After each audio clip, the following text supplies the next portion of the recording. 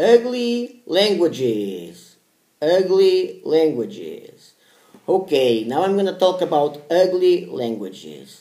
Because it's true that there are languages which sound more beautiful than other languages. For instance, my favorite language used to be Swedish, and for me it's the most beautiful language that I've ever heard. And now my favorite language, which is Finnish, is also one of the most beautiful languages that I've heard. And to give you guys a more common example, we can say Italian. Everyone says that Italian is a beautiful language. Same as a lot of people say that languages such as German and Dutch are very terribly ugly languages. Or Chinese or Vietnamese or Arabic, I believe people would say something like that too. The thing is, when people are not used to listen to a language, or they don't have a clue about what's that language all about, they might not see the true beauty of it. The true beauty of it, it's a different thing. Oh yeah. People just say, this doesn't sounds good to me, so this is an ugly language. That's it. That's what people say about the Dutch. That's what people say about German. That's what people say about everything they don't know. So, that's why I say ugly languages, because, in fact, I don't believe in such thing.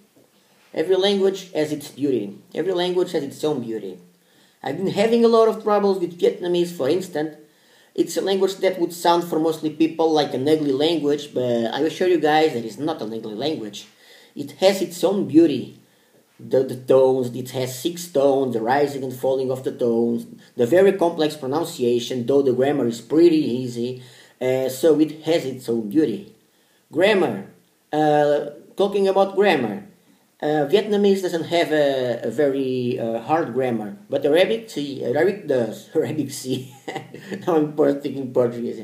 Arabic does. Arabic does have a very hard grammar system. And that's what gives Arabic the beauty. That's what gives Arabic its beauty. That and the sounds,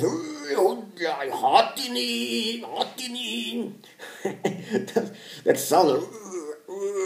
sounds like people are gonna puke. That's very difficult to do. That's a very difficult sound to do.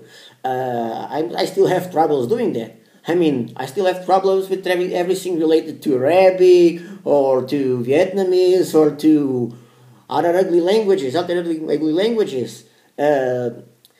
Ukrainian, Slavic languages are not as ugly as people say as German or Dutch, for instance, or Arabic, but they don't have such beauty. They don't have such beauty as Italian, for instance. Why? Because people are only used to, most of people are only used to listen to Italian, French, English, Spanish, and that's it.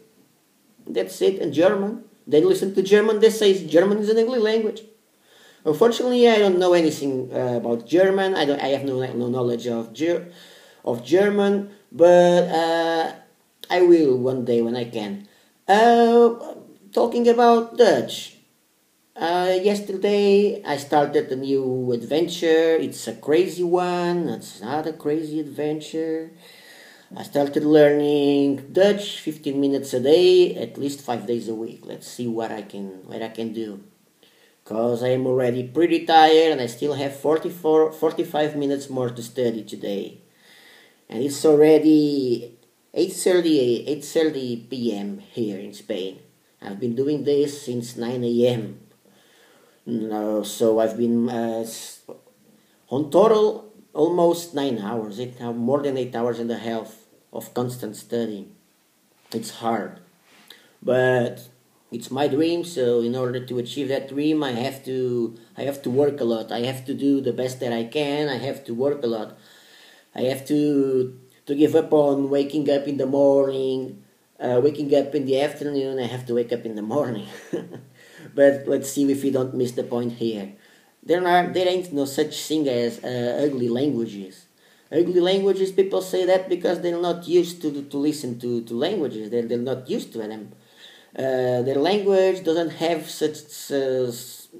such sounds, such hard sounds, guttural sounds, and then people say this language is ugly because they're just not used to it.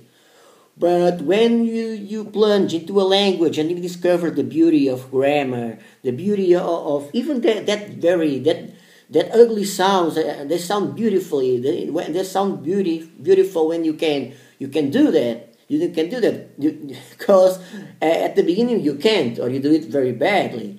But once you've gone through that, you be able to see the beauty of that language. And once you plunge into grammar and you start studying grammar, you see declination stuff and stuff like that. That gives the truly beauty of the language. Same as people say, yeah, look at that ugly guy, look at that ugly woman. They might be a very interesting person. They might be, but unfortunately, prejudice is everywhere. And bias resistance too. Oh yeah. So that's it. That's what I was going to say. That's what I was what I wanted to say. There ain't no such thing as ugly languages. There are just different languages, and people should get used to that and shouldn't judge them if they don't have a clue about what's that all about. So see you guys then.